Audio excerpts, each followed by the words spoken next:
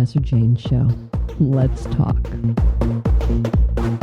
And I am Halli Casser-Jayne. Welcome to my listeners in the United States and around the world. Tune in to the Halli Casser-Jayne Show at HalliCasser-Jayne.com. Today on the show, who would argue that life is an adventure? You just never know what's coming next. The unexpected peaks around the corner just when you least expect it. And that's what happened to Norma Bauerschmidt, whose life changed at the ripe young age of 90, when adventure came knocking at her door.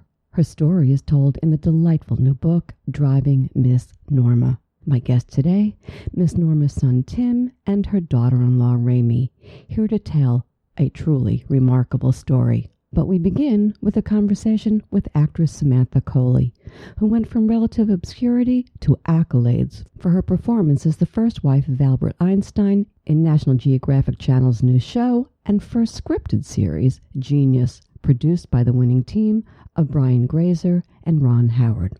Let's get to it. Albert Einstein, the father of modern physics, sexy, funny, passionate, a musician, and a womanizer? It turns out to be true.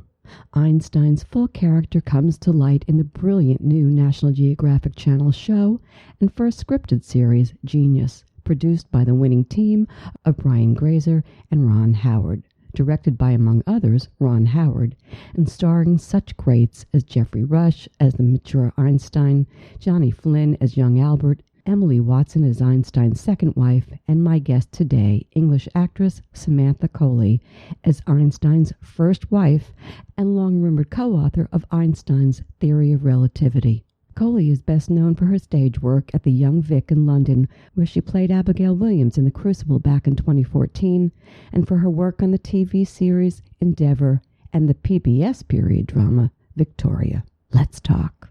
So how lucky are you? Let me just say this, to land an incredibly wonderful role to play in this character of Mileva. And you say her last name. Say it for me, because you say it so well in the show with your accent. What is it? Marić. Marić. Mileva Marić. Yeah, it's with the H there. I thought so. And you get to work in such a prestigious production. I got to ask you, you just pinching yourself? I mean, every actress would die for this role. Yes, I was. I was pinching myself quite a lot, actually. But in the end, we all became quite a close-knit kind of group, a bit kind of like a family, actually. And so by the end, I was just, really loving being around everyone. And they're just such wonderful people. And, people of that level, I've since learned they don't get to that level by accident. And they're often just very special, hardworking, brilliant people. So, yeah, it was wonderful. Well, it was wonderful, and you give a wonderful performance. How tough was it to land the role? I mean, how did you even get into the competition for it? Thank you. I think I got asked to audition in the same way as everything else, and at the moment I realised that she was Serbian. I thought, well, I don't really have hope at all, but I'll give it a go. And I went in with a kind of a kamikaze YouTube attempt at the accent, and then for some reason they liked that tape, and I got to audition again, and Ron came to London and met me in London, and yeah, it was again, that was a bit of a pinch me thing, because I don't know why they thought I was okay, but I think they did. Well, so, they chose the right woman to play this role. I have to ask you though, having auditioned myself in my early years as an actress, what is it like to go before? I assume you did have to go a whole bunch of casting directors, but then when you had this meeting with the great Ron Howard, I mean, again, I was expecting a very scary, kind of Hollywood man, and the man that turned up was just a very kind, very generous, humble man. And as I say, he's really an actor's director, so it was one of the best auditions I've ever had. He was just very to the point and very warm and generous, and he wants you to do well in the room. And I was actually most at ease with him. It was one of my my calmest auditions, because he didn't have anything to prove, and he didn't want to put me down or make anything terrible for me. So yeah, it was a wonderful audition. He's wonderful to audition for and wonderful to act in front of. So, no, isn't that interesting what you just said? You just said something I think is so powerful, which is you felt like he was rooting for you. That's pretty cool. That's great. Yes, yeah. Yeah, to have that kind of a person there. Yeah, Yeah, you can tell. Oh, definitely. And you can tell when a casting director or a director is rooting for you, or they're just shut off to you. Sometimes, as I'm sure you're aware, you can go into a room and it can feel closed already, and they have someone else in mind, or that they're not willing you to kind of be the right woman for them. Mm-hmm. But he, it was very much just an open atmosphere in the room with him. So, yeah, he's great. So there's Samantha Coley, and then there's this unbelievable woman that you play, Mileva. I can't say her name. I don't know why. Whatever. Yeah, it's tricky, isn't it? It is a tricky name. Yeah, right? It's a pretty name, though. God doesn't create a whole lot of women like her. So give us a little background on her, who she really was, from your point of view.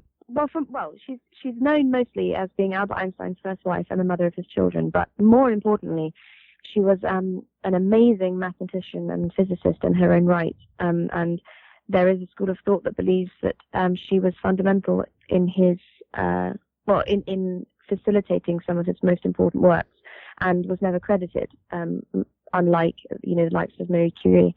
So she, for me, I mean, when I was asked to audition for the role, I didn't know that Mileva Marić was a real woman. I simply assumed that they'd written a love interest for the show. And when I researched her, I was kind of aghast that I didn't know she existed, because to me, she's a feminist icon that's just sat there in history that no one knows about. And I felt quite hard done by, actually, that I didn't have her as a role model and as an inspiration when I was a young woman, and even now today, because she's a real example of triumphing over adversity. She was born with a congenital hip misalignment, and so she overcame physical disformity, but also she rose through the ranks of education at a time when that was kind of impossible for women, and she demanded to be taken on an equal footing as any man. And she was the only woman in the class at the Zurich Polytechnic where she met Albert Einstein, and scored higher than him in mathematics exam. And she had a glittering future ahead of her. And she's a bit of a cautionary tale, because she met Albert and things went south a bit, to say the least. And so it's a wonderful story, and and it's a wonderful role, and I felt real responsibility, but also such a privilege to be breathing life into her story again. And it's a hope of mine that just one woman, one young girl, will kind of Google her and think that she's brilliant and take inspiration from her. Because something else that I found quite heartbreaking in my research was she didn't believe she was lovable. A lot of her letters, especially to her best friend, question whether she's lovable and what she could do to make herself lovable for people. And again, it makes her story all the more tragic. And there's there's so many angles on this I could go down the road with you on. First of all, she was incredibly hard on herself. I mean, oh my gosh. I mean, if anybody had to put, could you relate to that? Oh, definitely. I think, first of all, when you Google Mileva Marić, you see this very kind of stern-looking woman, very sat quite upright in a chair, and you can't really think of her in another way. But when I read her letters, I discovered this very warm, loving, nurturing, loyal Slav soul, really. This wonderful woman who loved Albert Einstein so deeply and was riddled with self-doubt and, self-loathing and kind of questioning and self-flagellation. And it was very, very sad, because I think growing up how she did, from a young age, she made a promise to herself, I think, that she was not going to be palatable to the world. So she was never going to, she opted out of being someone's mate, because basically she didn't think she was lovable, or she didn't think she would be able to be someone's wife, someone's partner. So she forged a future and a life about physics and about mathematics and being, an impressive scientist in her own right. And so when she meets Albert, and that kind of cracks her heart open to the possibility of being that for someone, the very real female struggles that, I still struggle with today in 2017, of having to juggle, having the right to go after your own career and what you think your own potential is, but also being someone's partner, someone's wife, someone's mother, someone's caretaker, Yeah, the old juggle, huh? Yeah, the old juggle. The old juggle. Welcome to a woman's life. She didn't really know how to do that. Yeah, exactly. I hear you. But so if there's one key for you that was to unlocking the key so that you would have the character, what do you think was the one thing in her character that you discovered that made it easy for you to unlock her inside of you? Was there one thing? I think it was the dichotomy. Imagined her like a conker. I don't know if you have those in America, but the prickly shell on the outside, and then on the inside it's this very rich chestnut. And I think that's the thing that was so fascinating for me, was that this armor and this kind of countenance that she presented to the world as this very strong woman who was kind of opting out of femininity and of all of the trappings that come with having to be a woman in the world, and very much trying to go after an otherness, a maleness and a strength, but underneath that having a real sensitive soul and real vulnerability. And real kind of heartbreaking sensitivity. The dichotomy of that I found so interesting. And once I started to understand that kind of interplay, I found like I understood her myself, because I think I do that a bit. You've got to, especially being an actress, you've got to pretend that you have this rhinoceros skin and nothing affects you, and you can kind of charge through rejection unscathed. But actually, it does kind of hit you in sweet spots a bit, and so I understand that, and I think I really came to love her very deeply, because I feel she was really kind of chewed up and spat out by history and by people in general, and I felt a real responsibility to kind of show the injustice of that. Let me go back. What was that thing that you were talking about? Is that like a fruit? What were you that you thought you saw her as? Plonkers. We have them at home here in England. They're on trees, and then they fall on the floor, and they've got these very, very spiky shells with these very long spikes on the outside. Like chestnuts? You peel it off, and inside, like a chestnut, but we call them conkers. Okay, good to know. We play conkers. So,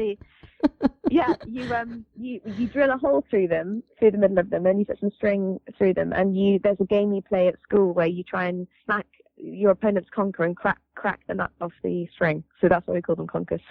Okay, good to know. I didn't know that. So listen to me, strong, independent, smart women, they can be a bitch to play, kiddo. I know that. And particularly when they're young, because there are so many traps to fall into, and cliches abound on that kind of character. How'd you avoid that? Again, I think it's her heart that avoids that. I think, yes, Mileva could easily become just a cold bitch, as you say, this very unfeeling, and I think also she could probably come across as someone who's kind of jealous of men and kind of insecure in that way, rather than just someone who's pushing to just have what's right. Yeah, so I think her heart is what's important. But when it was very important for me to show her vulnerable moments, and to show when she's wounded, and to show when she's delicate. And I hope that I managed to. I think you did a damn good job. You did a damn good job. I loved you in this part. I have to tell you that. And working with Johnny Flynn, come on, give me a break. How much fun was that? Yes, it was very fun. He was brilliant. He's very, very generous, and I think he's one of the most generous actors I've ever worked with, actually. And we hit it off, and again, it was important for him to do Albert justice, and it was very important for me to do Mileva justice, and it was just very important to us both. And I think that we made their young relationship, live in a truthful way. Again, going back to the letters, they were this kind of bohemian couple, like holed up in a room, talking science and making love, and very passionate and very curious young people who like to challenge the status quo. And I think that's one of the great things about the show, is that it shows the man behind the mind, and it shows how this kind of icon that is Einstein was originally Albert, and he was this young, curious man, and he needed someone to tell him it was okay to question things, and that was Mileva. I love the interplay between the two of you. I have to talk about science here, because it's an absolute character in the series. That's one of the brilliant things of this thing that I've seen. When Einstein speaks of the universe, he transforms, and he transforms those around him. He's in his head, his imagination, that place of that genius of his. How could you, Samantha Coley, even begin to relate to this little Brit girl? I mean, what's with the science? Did you have to study the theory of relativity to get this? And answer this quick, because I got a couple more questions and time's running out. I did a lot of Googling and a lot of YouTubing, let's just say that. I think the thing about Albert and Mileva is when they talk about science, for them, they're flying. It's very simple and easy, so I had to find things that I could think about in the same way, and for me that's kind of poetry or literature. And for them, I loved learning that for Albert, music and science and thinking were symbiotic, and he needed music to think, and he thought in thought experiments, not just pen to paper. And I love that, science became beautiful and this kind of flow and this fluid thing for them rather than card-hold facts. Science became magic. Speaking of the theory of relativity, how important is time and place to you as an actress in this particular film? You filmed this in Prague. You went back in time. Costumes took you back too. And when the filming was done, was it tough to leave behind, or is she still with you? Is Einstein still living inside of you? And let me end it with this: is time, as Einstein said, just an ugly illusion? Oh wow, big questions there. Time in the Czech Republic was always really, really, really special, and it will continue to be, because I think it was one of the best times of my life. It's very sad leaving Mileva, because as I say, I really did fall in love with her, and she became incredibly special to me. I think she's still with me though, because I think I take less crap now because of her. I'm very aware of being taken as an equal and having to jump through hoops, and I'm aware of. I think I'm stronger as a result of her. Enjoy if anything. Enjoy the ride, kiddo. Thanks so much. Thanks so much. Thanks for talking to me. I've been speaking with actress Samantha Coley, starring as the first wife of Albert Einstein in the You Don't Want to Miss National Geographic Channel 10-part production of Genius. For more information about the show and Samantha and other members of the stellar cast, visit channel.nationalgeographic.com/genius. If you missed earlier episodes, you can, for a time, watch them there. You are listening to the Halli Casser-Jayne Show. My guests today are actress Samantha Coley, starring in the National Geographic Channel's new series based on the life of Albert Einstein, Genius, and Tim Bauerschmidt and Rami Little, authors of Driving Miss Norma. Tune in to the Halli Casser-Jayne Show at hallicasserjayne.com. We'll be back in a minute. Stay with us. A message from the American Podcast Council. You and I know why podcasting is so wonderful, but in a recent survey, 45% of Americans indicated they're unaware of the term podcasting. Think about it. 45%. People just like you, living unaware. It's as if the term podcasting was just a word, like Folgenblurble, or mocking turf, or schleen. People in your community need help. All this month, we want you to find a friend, a relative, a curious stranger. Show them how to try podcasts. Then share your story on something called Twitter with the hashtag Tripod. That's TRYPod. Together we can delete podcast unawareness. Won't you help? That's TRYPod.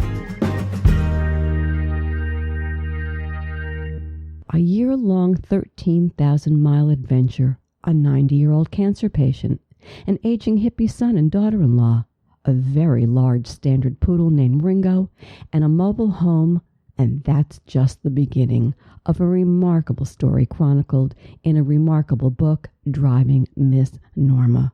One family's journey saying yes to living, by Tim Bauerschmidt and Rami Little. Here's the background to the story.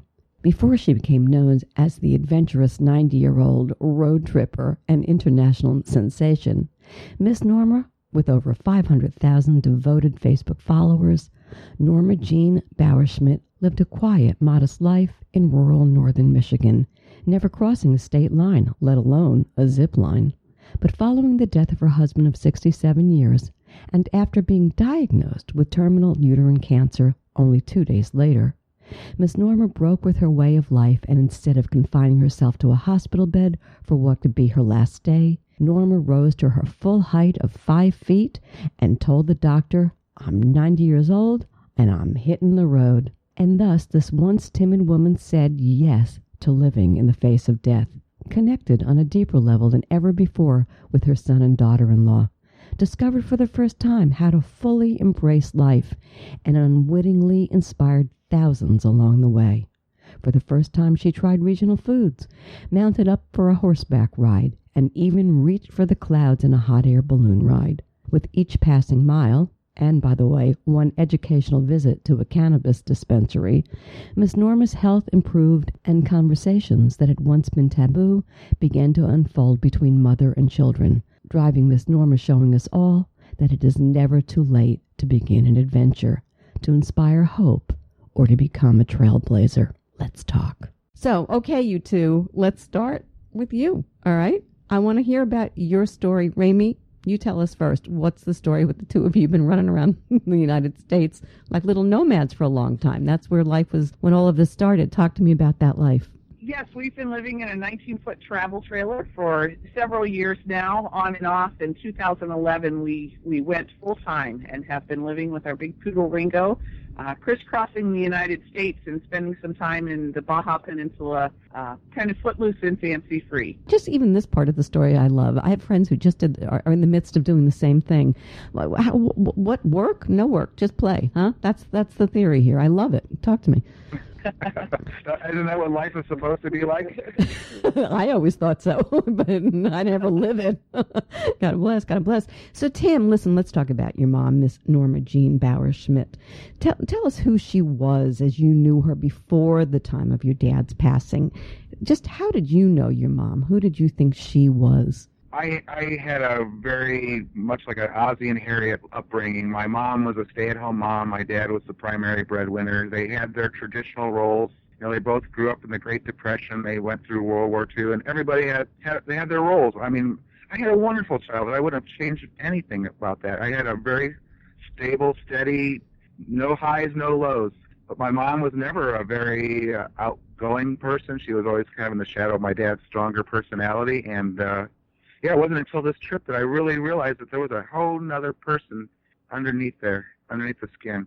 Which is so much a part of the story, because I think we all come to discover as we get older that our parents aren't necessarily who we thought they were. And I think that, you know, so this story that we're going to tell now in the next half hour is as much your story, I think, and yours, Rami's, as it is Miss Norma's story. And let's just look at it from that point of view. So she was how old when your dad passed, and they'd been married how long? Talk to me about that, because let's get a little history here. My dad was 88 when he died, and my mom was 90. We visited them every year. Part of our travels every summer, we'd come up to northern Michigan where they lived, where they retired for the last 30 years, and we'd do a check-in, just make sure everything was all right, help them out around the house, and just feel good enough about leaving for another year and coming back. We always resisted or were reticent to have, you know, a serious discussion about, you know, the inevitability of one of them dying, both of them dying, or unable to take care of the house and where they would want to go. We avoided all those conversations until that summer of 2015 when, on our annual visit, we rolled into a crisis at home and my dad was dying. So your father dies, and this is remarkable. And just days later, she's diagnosed with uterine cancer. I mean, what? Yes, actually, it was. The process is happening simultaneously as Leo was dying on the second floor of the hospital. Norma asked me in the middle of the day if I could take her downstairs, that she had an appointment, and that was the first that we had heard that she had any medical issues at that point, other than, you know, the things that we've known for a long time, her arthritis and things like that. So I took her downstairs, and as the days progressed, Leo's health declined, and we got a diagnosis 2 days after he died that Norma had uterine cancer. Devastating, I'm sure. Hard to swallow, considering everything that else had been going on. So how did it get from that to making a choice, which was, I'm not going to do it. I'm not going to go through that chemo crap. We had my mom, my younger sister, she died at age 44. She had a year-long struggle with tongue cancer. We were witness to that. My mom just watched my dad die in a hospital medical situation. She was the last person in her family. All her peers are gone. She really had nothing to look forward to beyond this. So when we presented her with the options, there really were no options. We could leave her behind in the nursing home, which we saw was she wouldn't have been able to live there. I couldn't have left her there. Or as many people would want to do, is have her come with us. And although we didn't have a house, a brick and mortar house, we had our house on wheels, she didn't hesitate to say, yeah, I'd like to come along. The treatment decision was very easy for her. She did not want any medical treatment, and And it was hard sometimes for us to honor that, because when you see her kind of frail or weak, or maybe we should see a doctor, but she was like, no, I'm okay. And in the end, she was okay without all this medical intervention. She did not die of cancer. Oh, really? Okay. That's interesting. No. Yes. Yeah, I just went through the same thing, by the way. I guess that's why the story really grabbed me, because I've just been through it. And it's tough. Oh. And yet it's not tough. And we're going to talk about that. It's miraculous in one sense. And I want to bring that in. But just the fact that she chose not to receive treatment, that right there must have surprised you, I would think. No. No? No. Okay, good. No. Talk to me. It didn't. No. And I was totally supportive of it. I don't know why we as a Western society are so stuck on longevity at any cost. We've got to live long, and whether or not it's really living, whether or not you're hooked up to an oxygen machine, or you're pumped up with drugs and really aren't functioning, but you're so-called living. You're still breathing and collecting your Social Security check. I was not surprised that she refused treatment, and I totally supported her on it. I didn't want her to. I knew she wouldn't survive. My mom would not have survived the initial surgery, let alone chemo and radiation. Please. You're a very forward-thinking family. When I was reading the book, I was like thinking, but in the beginning, you know, you presented a different picture of her as being kind of a quiet, you know, nice church-going kind of lady. She had spunk. You have spunk. That's clear, both of you. I mean, you got it from something, right? I mean, you know, you talk about your dad being the more vociferous of the two, but I have a feeling she had quiet spunk, and that comes out as the story goes along. So listen, so your dad passes, here she is, she's facing this, she makes her decision. Do you have expectations of how far you'd be able to go with this thing, with the diagnosis? And did the doctor say to you, well, you got a year, you got 5 months, you got 10, what? We didn't get that far with the doctor. Oh, really? Okay. When we were in the office and he presented the option, she just looked at him and said, you know, I'm 90 years old, I'm hitting the road. And he had a big question mark on his face, like, what is this woman talking about? And looked to us to kind of describe our lifestyle. And it didn't take him long to say, you know, if I were in her situation, I would do the exact same thing. But to answer your question about how long, you know, he didn't have the opportunity to say that. They would have had to do more follow-up to even see how far along the cancer had progressed. But we were watching Norma in her grief, losing Leo after 67 years of marriage, and on top of that, getting this diagnosis. She became more and more frail as the planning went on, and we were concerned that we wouldn't get her out of the driveway. So we really rushed to get things together enough to be able to hit the road with her. And those first days, we watched very closely to see how she was doing. And it didn't take long for her to kind of leave everything else behind psychologically and just really embrace the present moment. And that's when the joy of our trip really began. I love that term, embrace the present moment. You know, I said, and I'll say it during this interview, I just went through this with my mom, and the same thing. She made the same choice that your mother-in-law made. You know, that's it. But I was really angry. I had to deal with my own letting go of it and saying, no, you could do this, you could do that.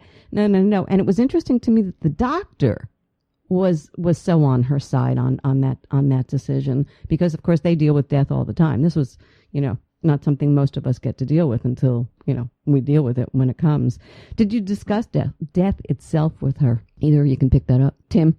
Discuss death with her? Yeah. We didn't know. That's an interesting thing. She kept a little diary, and we read after she died, and there's no mention of sickness, cancer, death, none of it. She didn't fear death. Fascinating. Yeah. I'll tell you, I kind of thought about death only in the fact that my mom, I knew she was going to die in our motorhome. I mean, you can't get any more intimate than that. And my mom went to bed at 9 o'clock at night faithfully, and up at 9 in the morning. And each morning we would wake up, and we would, you know, there was a question mark: is Mom going to be alive? And it was like maybe 9:04. Okay, I'd get a little concerned, and I'd peek through the door just to check, you know, because truly in the beginning I thought it could be any day now. But as we went on the trip, and as her health improved after we got her off of a lot of her pharmaceutical drugs she was taking, and got her good food, and just pumped her up with love, the biggest drug of all, I didn't see an end. I didn't see her dying. I saw her living. I love that. So off you go. You and Tim and Mom and Ringo the dog. Yep. Biggest damn dog, by the way. Holy moly. Oh, I got a lot of dogs. As a matter of fact, they sit in my studio very quietly because they know when I'm doing an interview, they don't talk. But so off you all go. And I love the concept, right? Driving Miss Norma. I mean, hilarious. I want to ask you what the first time that you really felt, well, wow, this is really something. Look at this. Look what we're doing. Look at this. Look at Mom. Look at us. What was your first really big, aha, this is really extraordinary. What's going on here? So we were traveling along the northern tier of the country on Interstate 90, and if anyone has ever traveled that route, there's a lot of kind of quirky roadside attractions. And Tim and I happen to know about the world's largest Jolly Green Giant statue in Blue Earth, Minnesota. And we decided to stop and see how intact Norma's sense of humor was and if she would enjoy these roadside attractions, because there were many coming along, ahead of us. And this would tell us if we needed to continue this route or do something else. And so we wheeled her up to the Jolly Green Giant. She got out of her wheelchair, handed Tim her cane. She happened to have a green sweater on at the time and stood in front of that 60-foot tall statue and posed exactly like him for a photograph.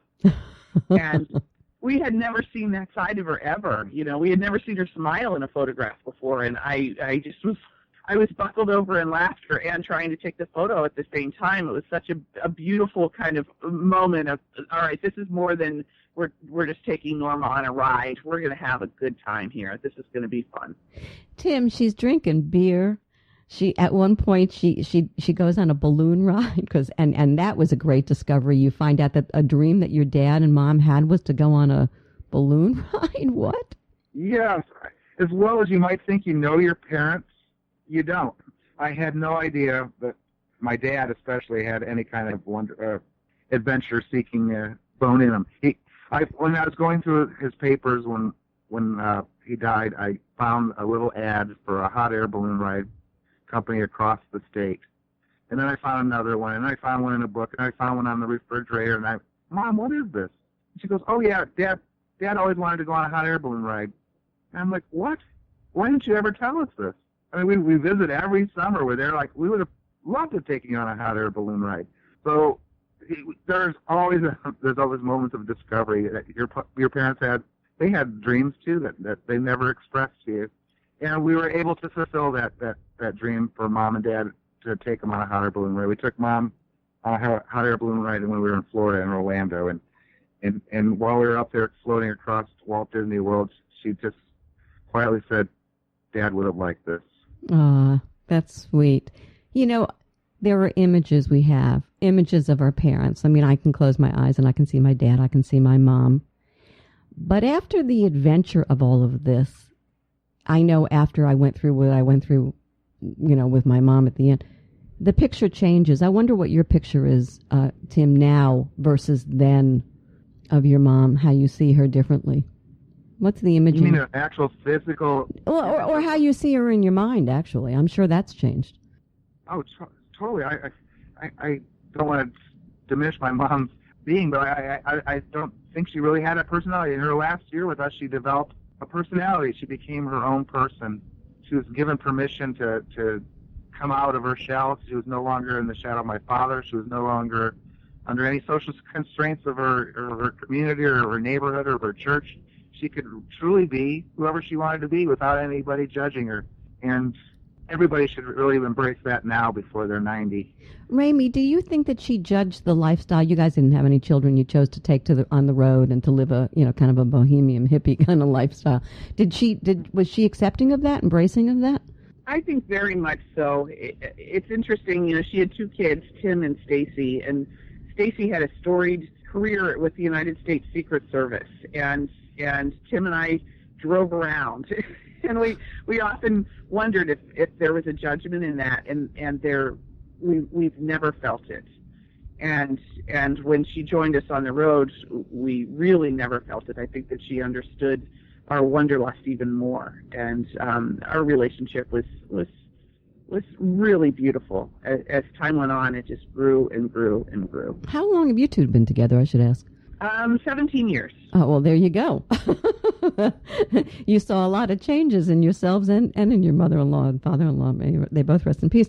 All right, so secondary to the story, I'm thinking, also astonishing, she becomes kind of a cult figure at 90 and dying. I mean, how bizarre is that? How did she cope with that? I mean, this huge Facebook phenomena, you guys are, have made her Miss Norma.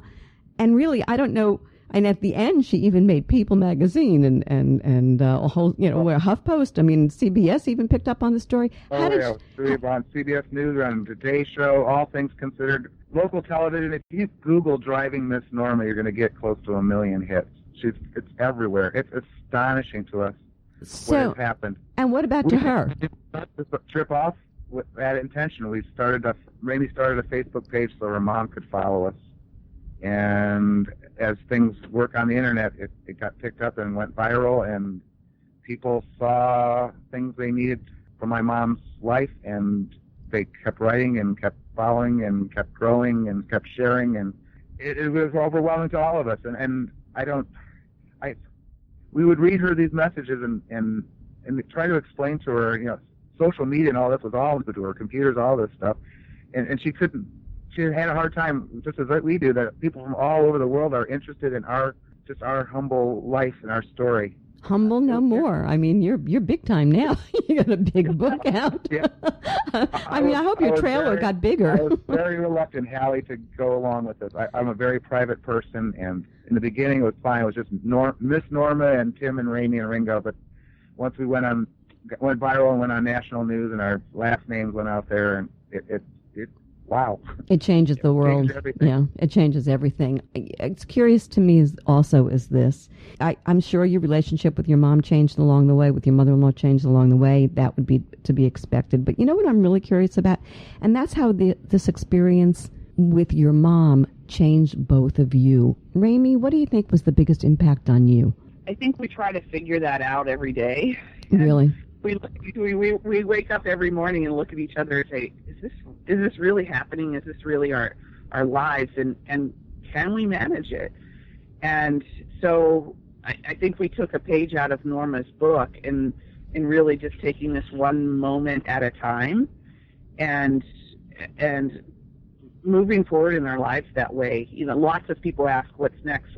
We have no idea what tomorrow is going to look like in the grand scheme of things, and so we've learned that lesson to slow down and to live in the present moment. And I don't think we were necessarily always doing that, although it may have seemed as so from the outsider. But now we're really paying attention to the present moment. Mindfulness. What about you, Tim? She taught me. It's part of her title. She taught me to say yes. She really did. I'm not really a totally negative person. I don't find myself cynical or anything, but I'm quick to say no to things, but I'm quicker now to say yes to things. At least I hold my tongue and think about it. And she said yes to everything, and even in comfortable situations. So when I'm finding myself uncomfortable, I think about, well, shoot, my mom did it. I didn't have to ask her or beg her or plead for her to do it. She just did it. So I find myself saying yes to uncomfortable situations, and I'm getting the benefit from it, because really, when you start saying yes to things in your life, more beautiful things come your way. When you say no, you're negative. You don't open yourself up to opportunity. You can go through a life without happiness and joy and connection with other people. And I think that's what life is, connecting with other people. And boy, have we connected. Oh boy, have you really. I want to discuss something a little bit more serious. We kind of touched on it just briefly in the beginning, but I really want to talk about it now. I remember when my dad passed, we had this great nurse in hospice. She was remarkable to me anyway. And she talked to me about how Americans have so divorced themselves from death in the last 100 years. That it used to be that people died in your own home. And it was it was more of a celebration. It was a passing. It wasn't a finality. It wasn't a horror. other than the way they may have gone. And your family embraced it. And isn't that the key, Tim? Or Ramey, go ahead. I think so. It was incredible. Her last days were incredible, and we write about it in the book. And she taught us. I mean, we could have gone down that path of despair and sadness. And at every turn, when it seemed like, okay, this is it. This is when it's getting real, and this is when we have the potential to just kind of crumble under the pressure and the difficulty of caring for her in her last days. She showed us one way or another how to turn that around in our minds and to continue to enjoy whatever was left of this last moment. And she lost the use of her legs, and she lost the use of her ability to speak towards the end. But instead of kind of focusing on, I can't walk anymore and I can't talk anymore, she communicated with us what her needs were, and she still could feel and touch, and so she wanted Ringo close by so that she could continue to pat his soft curls.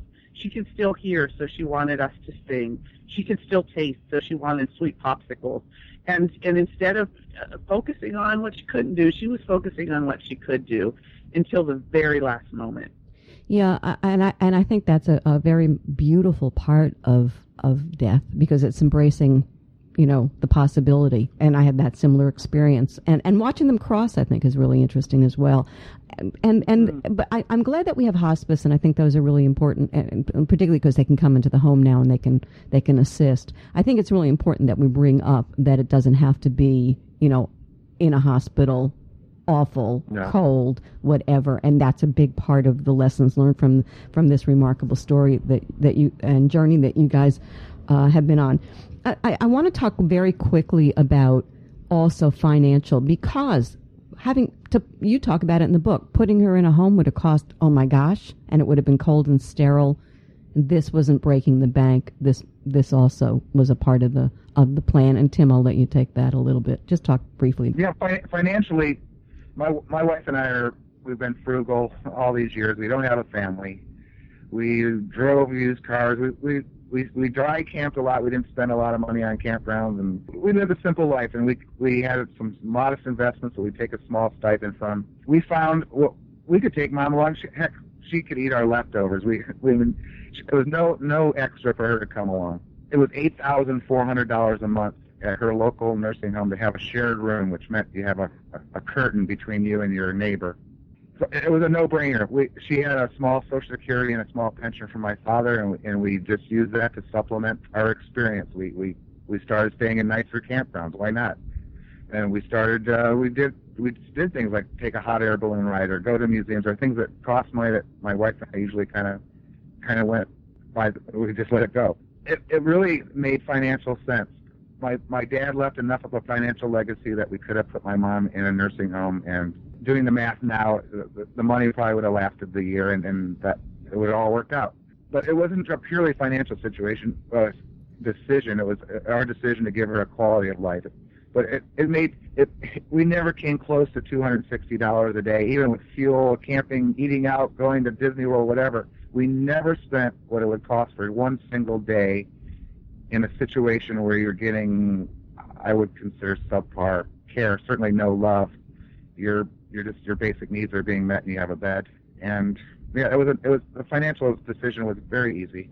It really didn't cost anymore. Right. But I think it's important, to bring that up too, because, there are alternatives, folks. There are, and they're better. Yes, but right? Here's an interesting thing. A nursing home worker wrote to us and said, I had a really bad day today. I came home and found your story. This is great. She goes, you will not believe how many people drop their loved ones off here at the nursing home, and we never see them again. And us being the workers, we're the ones here holding their hands when they're dying. And I'm thinking, here are people every month they're writing a check for $8,000 or $9,000, and they're thinking they're doing their parents right. They think they're taking care of their mom and dad. And I don't know. I don't think writing a check is really doing it. I mean, maybe it's doing it for them emotionally. Yeah, I agree with that. And I'll share this with you, which is not everybody can handle it either. I know I watched that in my family. they all couldn't handle it. They just walked, wanted nothing to do with it. And I was angry, but then I realized they couldn't do it. They just didn't have the backbone or the whatever to do it, and they put themselves first, of course. But that's a different conversation. But I think this is an important conversation to have, which is why the story is so powerful, because we can have this conversation and open up ideas to people who are going through this kind of thing at the moment. The fan page remains and is very active, Driving Miss Norma on Facebook. People are still hanging in there with her, and she's gone now. What? How long? She died last 7 months now. Right. Yeah, so our Facebook following has just grown. We're up to almost 522,000 people following us on Facebook. Every day people write, thank you for continuing to show us a life well lived. Thank you for inspiring us. I think maybe we should stop. She's dead, but we now feel a responsibility to continue sharing this love and joy with everyone. My mom is continuing to do that even in her death. And yeah, it just keeps going. I don't know where it'll stop. So here's what I was thinking, and I wanted to share this with you guys. I was thinking, and having, as I said, just gone through the end of days with my mom and dad, that dying is for the living. And I wonder if that you would agree with that. Losing a parent after a time seems to, this is what's happened to me, okay? It like breathed a new breath into my being. So she left, my mom in particular, left the legacy for me to go on and live, and maybe even live some of her dreams that were not quite finished. There is something very magical that comes next. Have you had it yet? Or is it too close to her having lost her? Ramey? Yeah, it's interesting because I think we're trying to figure that out right now. And what does the next look like for us? And I think with a lot of parents, and we've become kind of put on this pedestal of heroic caregiving when really there are so many other people doing this every day with balancing their jobs and their kids and all of those other kinds of things. And then once the parent passes, their life opens up, our lives open up, and we say, okay, what is that next look like? It felt very empty for a long time to not have Norma with us and look around and say, man, she would really enjoy this right now. So we have to create that for ourselves, and we're not sure what that's gonna look like. And I think that's the same case for a lot of people who have lost their folks. Tim, you have something? I want to finish on your end with that. What next? I feel, like Rainey said, I don't feel special. There are so many people doing this quietly in their own home. For some reason, we got all the attention. And I now feel a responsibility to share this message of hope and love and possibility of a quality of life in your later years with everyone. And we got nothing better to do. We're just traveling around anyway. Why not share our message with everyone along the way? We've made so many friends across the country. We're going to be revisiting a lot of these people that we shared these original experiences with my mom with. And our goal now is we're calling it our Say Yes Tour. We're just going out to meet people and to hopefully continue my mom's inspiration with as many people as we can. It's now our mission. Well, let me say this to you. Say yes for sure. You are already in the magic. You just haven't figured it quite out yet. You will. Thanks, guys. Thank you, Halli. Great conversation. Good luck to you both. Thanks so much. Bye-bye. Bye-bye. I've been speaking with Tim Bauerschmidt and Ramey Little, the authors of Driving Miss Norma, one family's journal saying yes to living. For more information on the book, visit Driving Miss Norma on Facebook. Thanks so much for tuning in to the Halli Casser-Jayne Show, a production of RESEC LLC. The Halli Casser-Jayne Show posts new podcasts Wednesdays, 3 p.m. Eastern. Visit hallicasserjayne.com.